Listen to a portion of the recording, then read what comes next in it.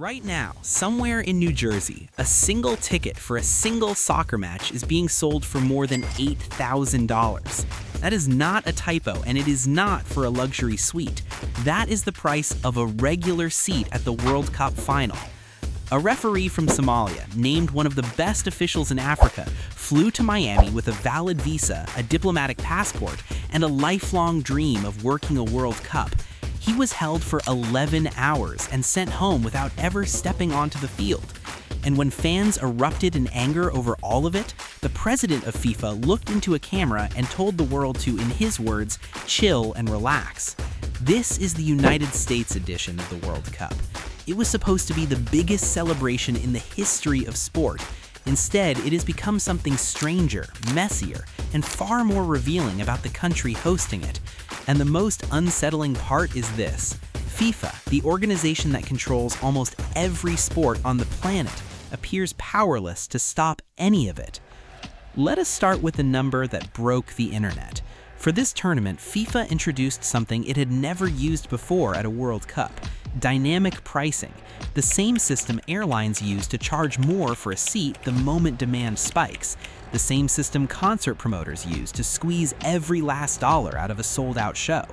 Suddenly, tickets for the cheapest group stage matches were listed at well over $100, and tickets for the final climbed past $4,000 at the low end, with some listings reaching $8,680. To put that in perspective, when the United States hosted the World Cup back in 1994, tickets ranged from $25 to $475. Even at the last World Cup in Qatar, the most expensive seat topped out at around $1,600. In just a few years, the ceiling on what a fan might pay multiplied by roughly 5 times. The backlash was immediate and global. Fan organizations across Europe filed a formal complaint accusing FIFA of abusing its monopoly position over the sport, calling the pricing structure a monumental betrayal of the people who actually fill the stadiums. A former chairman of FIFA's own governance committee publicly accused the organization of placing commercial interests above the interests of supporters. Even the Attorney General of New York stepped in, warning that no fan should be manipulated into paying sky-high prices without understanding how those prices were set in the first place. FIFA's response was to release a limited batch of $60 tickets, branded as Supporter Entry Tier, available through national federations. It sounds generous until you look at the math. That batch represented only about 10% of each country's allocation, a few hundred seats scattered inside stadiums that hold up to 80,000 people. When FIFA president Gianni Infantino was pressed on the criticism, he defended the pricing by arguing that cheaper tickets would simply be resold on the black market for even more money, and insisted the revenue was necessary to fund football development worldwide. Even members of the United States national team pushed back. Forward Timothy Weah told reporters that football is meant to be enjoyed by everyone, and that for many fans, this World Cup risks becoming more of an exclusive show than a sport for the people. If ticket prices were the only issue, this might just be another story about greed in modern sport. But the second problem cuts much deeper, because it involves something FIFA has openly admitted it has zero authority over: the immigration policy of the country hosting the majority of the games. Months before kickoff, the Department of Homeland Security confirmed that immigration enforcement officers would be present inside World Cup stadiums, and openly stated they would not rule out making arrests during the tournament. Around the same time, the State Department imposed a sweeping freeze on visa applications from dozens of countries, a list that happened to include several nations that had already qualified for the World Cup, among them Iran, Haiti, Senegal, and the Ivory Coast. Then came the moment that made headlines around the world. Omar Abdulkadir Artan, a referee from Somalia who had just been named the best official in Africa, arrived in Miami to officiate his first World Cup match. He held a valid visa. Somalia, however, sits on a list of countries restricted under the current travel ban. Customs officials questioned him for roughly 11 hours before declaring him inadmissible due to what they described only as vetting concerns. He never made it to a single match. He was put on a plane back to Istanbul. FIFA's own statement made its position painfully clear. FIFA is not involved in host country immigration processes, and a host government ultimately determines who is allowed to enter their country. Iran's national team faced a different version of the same problem. Several members of their coaching and administrative staff were denied visas entirely. The players themselves were eventually approved, but only on the condition that the entire squad base itself across the border in Mexico, crossing into the United States only on match days before returning south the same way. Their ticket allocation for fans back home was reportedly withdrawn just days before their opening match. Meanwhile, more than 40 members of Moroccan supporter groups, fans who already had tickets and hotel rooms booked, were denied entry visas altogether. Researchers tracking the situation noted that at least 6 of the 11 United States host cities could be classified as sanctuary jurisdictions, and officials had floated the idea of restricting border processing specifically in those cities during the tournament. A professor who has written extensively on FIFA summed up the contradiction perfectly. This World Cup features more participating nations than any tournament in history, and yet, because of the host country's immigration policy, it risks being remembered as a World Cup defined by exclusion rather than welcome. Even if every visa was approved and every ticket was affordable, the United States offers one more obstacle that no amount of policy can fix: the weather. Climate researchers studying 20 years of data found that 14 of the 16 host stadiums could exceed dangerous heat thresholds at some point during the tournament. Only 3 stadiums located in Atlanta, Dallas, and Houston are fully enclosed with air conditioning. Everywhere else, players and fans are exposed directly to the peak of the North American summer. Scientists measuring something called wet bulb globe temperature, which accounts for both heat and humidity, identified several matches where conditions could climb to levels that international players' associations have specifically recommended postponing play altogether. This is not a hypothetical concern. In the lead-up to the tournament, photos circulated of European players collapsing onto the grass during training sessions, dousing themselves with water, visibly overwhelmed by humidity their bodies were never built for. Norway's squad began wearing ice collars just to get through practice. Mexico City's Estadio Azteca, which is hosting matches for an unprecedented 3rd time, has seen its number of extreme heat days each summer climb from just 2 days a year back in 1986 to 11 days a year now. Researchers studying the broader tournament have warned this could become the hottest World Cup ever played, a brutal irony for an organization that already had to move the entire Qatar tournament to winter back in 2022, specifically to avoid this exact problem.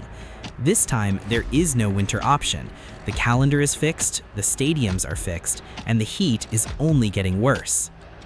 Here is a detail that sounds small until you understand the scale of it. In the entire history of the World Cup, every single match has been played on natural grass. FIFA requires it. The problem is that more than half of the American stadiums hosting this tournament were built for the National Football League, and most NFL stadiums use artificial turf because it survives a brutal football season better than grass does. To meet FIFA's standard, 8 separate NFL stadiums had to rip out their turf and lay down real grass, in some cases just for the summer, at extraordinary cost. During a smaller warm-up tournament the year before, the early attempts at this went badly. Engineers laid grass down in individual panels, almost like carpet tiles, and the seams between those panels came apart during matches, leaving players complaining about uneven, dangerous footing. Even during pre-tournament matches at MetLife Stadium, the very venue scheduled to host the World Cup final, players and coaches were already voicing frustration about the quality of the new surface. What makes this genuinely strange is the reaction from inside the NFL itself. The league's own Players Association has spent years begging owners to install real grass, citing data showing significantly higher rates of injury on artificial turf, including a sharply elevated risk of serious knee and ankle injuries. A survey of more than 1,700 NFL players found that 92% of them prefer grass. For years, team owners said it was not practical. Then the World Cup arrived, and suddenly, 8 stadiums proved it was entirely possible within months. The Players' Union did not let that irony go unnoticed, pointing out that owners had just demonstrated in real time that the only thing standing between American football players and a safer surface was money and willpower, not capability. Now, layer one more problem on top of everything else: distance. This is the first World Cup ever shared across 3 separate countries, spanning 16 host cities and 4 time zones. Following a single team from their opening match to a potential final could mean traveling close to 5,000 miles, often requiring 4 to 6 separate internal flights, each one booked across 3 different national borders with 3 different sets of entry rules. Even within a single host country, the distances are punishing. Canada's 2 host cities alone sit more than 3,300 kilometers apart. Analysts who study fan travel patterns have openly called this the most logistically demanding World Cup that has ever been organized, warning that for many international visitors, the cost of simply moving between matches could end up exceeding the cost of the tickets themselves. So here is the uncomfortable truth sitting underneath all 5 of these stories. FIFA cannot fix the immigration policy because that authority belongs entirely to the host government, and FIFA has said so itself in writing more than once. FIFA cannot fix the climate because the tournament dates were locked in years ago, and the heat is simply the reality of an American summer.